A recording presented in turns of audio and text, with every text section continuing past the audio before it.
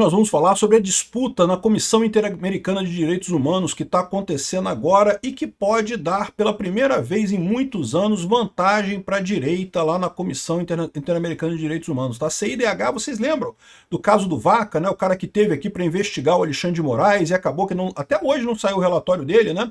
Evidentemente que ele ia fazer isso porque ele sabe que não tem como fazer um relatório elogioso à esquerda no Brasil, teria que ser um relatório crítico à esquerda no Brasil, porém, evidentemente isso seria uma coisa que ruim, né? Então ele está segurando o relatório, não publica relatório nenhum.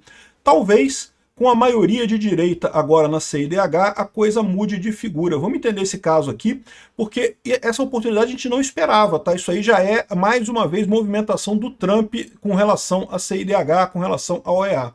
Pois bem, a Comissão Interamericana de Direitos Humanos é um órgão importante porque ele não tem poder normativo, tá? Ele não pode mandar país nenhum a fazer nada, mas ele é um órgão internacional das Américas e ele pode sim propor punições a países em algumas situações, tá? Mas principalmente ele pode embasar soluções de países. Então, por exemplo, os Estados Unidos sancionou o Alexandre de Moraes na Lei Magnitsky.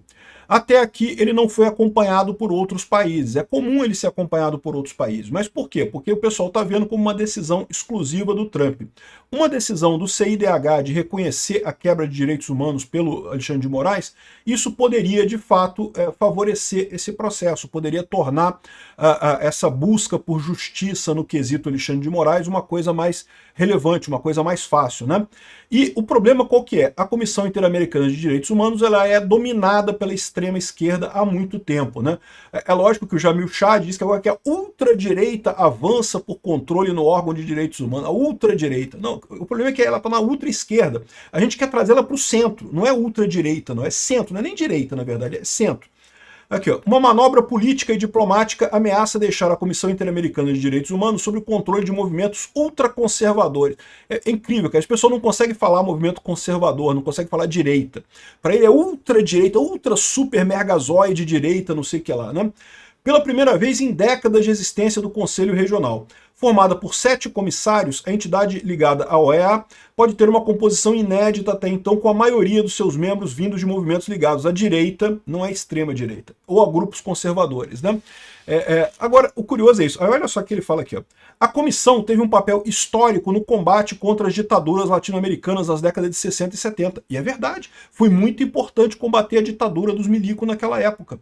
Agora, a gente está vivendo a ditadura dos juízes, pô. Estamos vivendo a ditadura do Alexandre de Moraes. É importante o outro lado para continuar com o papel de defender os direitos humanos. Quem está violando os direitos humanos agora é o Alexandre de Moraes, é a esquerda, é esse golpe de merda aí dessa coligação PT-STF que dizem que está governando o país, né? Mais recentemente, sua voz na denúncia contra a violência policial, é lógico, pauta de esquerda. Ataques contra a democracia, de novo, pauta de esquerda. E aos direitos de grupos vulneráveis também foi importante. Mas, nos últimos 2 anos, o movimento conservador pela região passou a considerar a infiltração na entidade como um ato estratégico, inclusive para legitimar suas políticas em governos nacionais do hemisfério ocidental. Não, é um ato de desespero da direita. Por quê? Porque a esquerda está usando o poder institucional para suprimir a direita. A direita está crescendo na região, conquistou corações e mentes dos eleitores, portanto, as políticas deveriam gravitar em torno de temas da direita, não manter os temas da esquerda, como a esquerda insiste em manter, e com isso está criando uma ditadura no continente. O Alexandre de Moraes, o que está fazendo aqui no Brasil, é claramente uma ditadura, né? E aí o que aconteceu, né? Já teve a reclamação do Trump que conseguiu colocar a Maria Payá, que é uma ativista cubana, como representante nesse Conselho Interamericano de Direitos Humanos. Ela é abertamente contra as ditaduras socialistas. Tem outros 2 membros desse conselho agora que também são de direita. E no final ainda teve o papo do esquerdista brasileiro, que era o Brasil queria emplacar, como é que era o nome do mané que o Brasil queria emplacar? Um esquerdista de extrema esquerda, Fábio de Sá e Silva. Era o esquerdista brasileiro que o Brasil queria emplacar. Não conseguiu emplacar, acabou indo do México. Aí eles dizem aqui, ó, um impasse marcou e aí acabou que o brasileiro desistiu para o mexicano. Não, o brasileiro não desistiu porra nenhuma. O brasileiro estava até o final na competição. Ele foi vencido pelo mexicano, felizmente. Por quê? Porque o mexicano, embora seja de esquerda também, é uma esquerda mais moderada, é mais de centro. Não é uma extrema esquerda como era o indicado pelo Lula, né? E aí agora o pessoal está preocupado porque o que aconteceu? Um dos outros indicados é o Arif Bulcan. Ele é da Guiana e ele é esquerdista. Ele é bem esquerdista. E aí, agora, o que está acontecendo? Vocês sabem que a Guiana ela tem um problema com a Venezuela. A Venezuela, do amigo do Lula, o Maduro, né, o amiguinho do Lula, a galera da turminha do Lula ali, o Maduro ameaçou invadir a Guiana. O Maduro ameaçou um monte de coisa lá. E aí, agora, o cara pediu renúncia, o cara renunciou. E aí o pessoal está preocupado porque, poxa, peraí, mas será que os Estados Unidos não tá por trás disso? É possível que sim, mas é possível que seja a própria Guiana preocupada em não deixar a esquerda tomar controle da CIDH. Por que isso?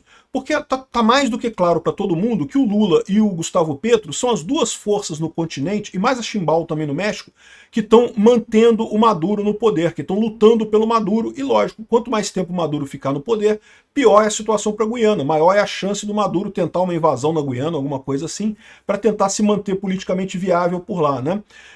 Então, ou seja, essa história aqui de que a Guiana fez isso porque os Estados Unidos forçou, não tá muito explicado não. Isso aqui é o esquerdista reclamando, mas a verdade é essa. Em última análise, todo mundo sabe que o Maduro é ilegítimo, mas o Lula, o Gustavo Petro, insistem em continuar dizendo que não pode interferir, que tem que... Vai fazer o quê para tirar o Maduro então? Como é que tira o Maduro então? Se ele perde a eleição e continua? Me explica, como é que funciona essa democracia do Maduro, que o povo quer outra pessoa, mas não pode?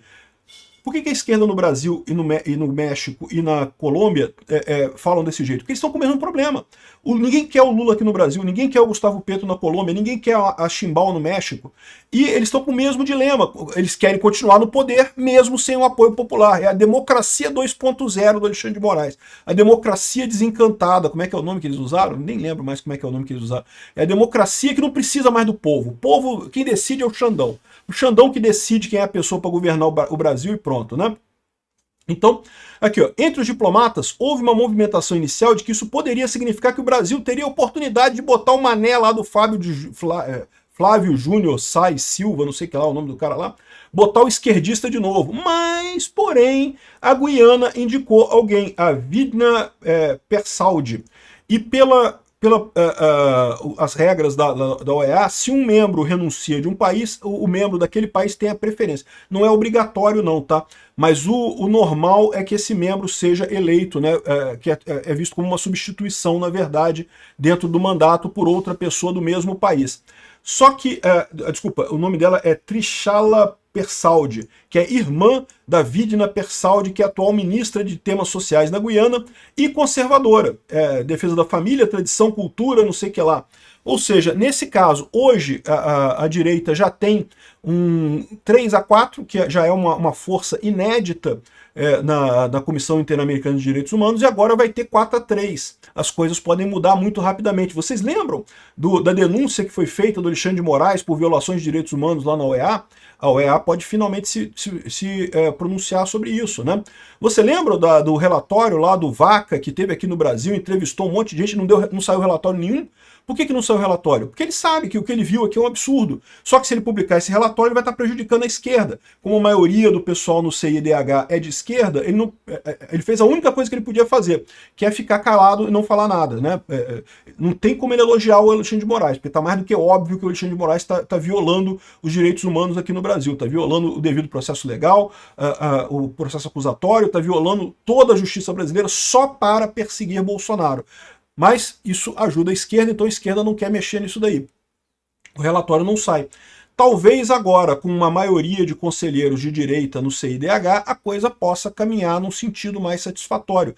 Pode ser que finalmente a CIDH defina de forma correta que o Alexandre de Moraes está violando os direitos humanos. E a Comissão Interamericana de Direitos Humanos pode aplicar multas no Brasil enquanto o Alexandre de Moraes for mantido como juiz da Suprema Corte. Sim, isso é possível. Por quê? Porque justamente ele está violando direitos humanos. O que a gente está vendo aqui é o checkmate sendo preparado contra o Alexandre Alexandre de Moraes. Muito em breve isso vai ser colocado. É isso que a esquerda está apoiando, está apostando que não, mas a esquerda europeia, mas a esquerda americana, mas não sei o que lá. Não, meu amigo, vocês estão, o problema da esquerda é esse, eles estão na bolhazinha deles, na elite aristocrática socialista esquerdista, que nesses países todos de fato existe, tá? Essa elitezinha da esquerdista continua nesses países, mas no final das contas, eles não estão percebendo que eles não conquistam mais corações e mentes das pessoas.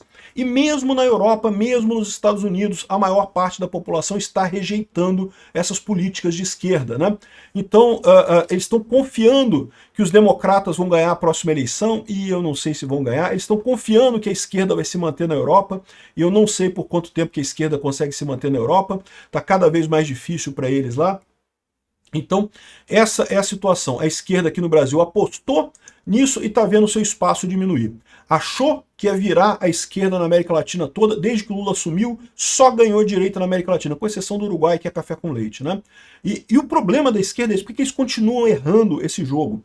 Eles continuam errando porque eles são uma minoria que estão numa bolha pequenininha e não se percebem na bolha. Já falei para vocês isso em outros vídeos. A gente que está aqui na direita, a gente que está nos libertários aqui, a gente está numa bolha também, está todo mundo em bolha, meu amigo. Pode ter certeza, você está numa bolha também. Não sei quem você é não, mas você está numa bolha também. Na internet, uma bolha de informação. Você tende a consumir pessoas que pensam parecido com você. Então você acaba ficando numa bolha com aquelas opiniões. Mas a verdade é que a direita, o centro, os libertários, o pessoal ainda recebe input da esquerda. Por quê? Porque a esquerda tem a mídia tradicional. Inevitavelmente a gente acaba tendo input da esquerda. Então você está numa bolha, mas você está consciente do que está acontecendo no mundo. A esquerda não, a esquerda está numa bolhazinha. E ela se recusa a assistir canais no YouTube, se recusa a assistir grupos de WhatsApp, se recusa a participar da discussão mais ampla na internet. Então ela está numa bolhazinha que ela acha que ela está no plano cartesiano das ideias, mas não está. Isso faz com que eles tomem cada vez mais decisões erradas, se afastem cada vez mais do óbvio, do que pensa a população como um todo, né? E o que está acontecendo aqui meu amigo, é ruim mesmo, é ruim para a esquerda isso aí, né? Ele está falando aqui, é lógico que ele espera que o pessoal faça alguma coisa, que chute para o alto as convenções e bote outra pessoa ao invés do delegado lá da delegada lá da Guiana, mas eu tenho certeza que o pessoal vai fazer a coisa correta. E hoje só sobrou para a esquerda aqui no Brasil, na América Latina, México, Colômbia e Brasil, e Colômbia e Brasil com muito pouca força, o México também com um monte de problemas, ou seja, não tem chance nenhuma. O pessoal está sendo varrido da política. Não é que a esquerda vai acabar, mas ela vai passar a ter a dimensão correta, que é uma pequena minoria muito rica, que é a favor do progressivismo e não tem o direito de determinar os futuros do país como um todo. Quem deve determinar o futuro do país não é a elite aristocrática, não é o Barroso que diz que vai civilizar o Brasil, né? Ele quer dizer que o brasileiro é incivilizado e tem que aprender a votar na esquerda, né? Não é essa elite que vai conseguir manter o poder, não. O povo vai tomar o poder.